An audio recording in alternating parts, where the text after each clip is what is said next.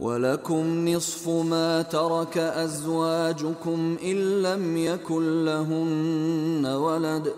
فَإِن كَانَ لَهُنَّ وَلَدٌ فَلَكُمُ الرُّبُعُ مِمَّا تَرَكْنَ مِن بَعْدِ وَصِيَّةٍ يُوصِينَ بِهَا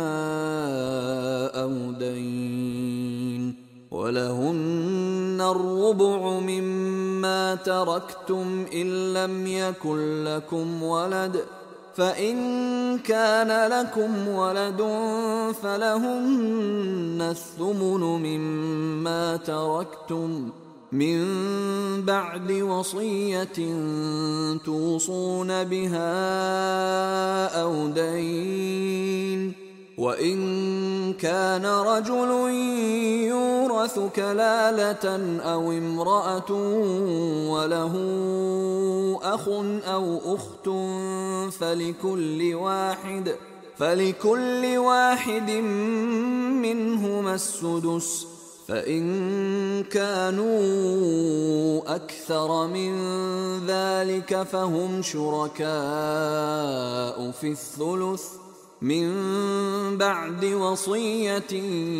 يوصى بها أو دين غير مضار وصية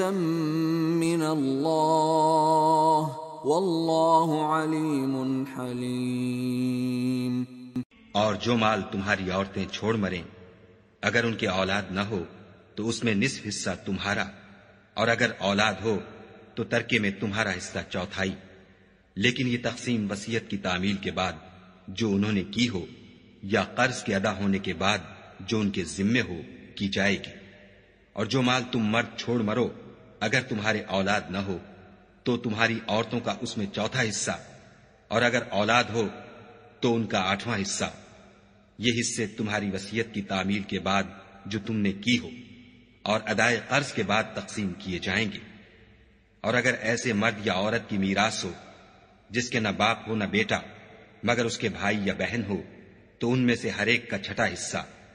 اور اگر ایک سے زیادہ ہوں تو سب 1/3 میں شریک ہوں گے۔ یہ حصے بھی بعد ادائے وصیت و قرض بشرطے کہ ان سے میت نے کسی کا نقصان نہ کیا ہو تقسیم کیے جائیں گے۔ یہ خدا کا فرمان ہے، اور خدا نہایت علم والا اور نہایت حلم والا ہے۔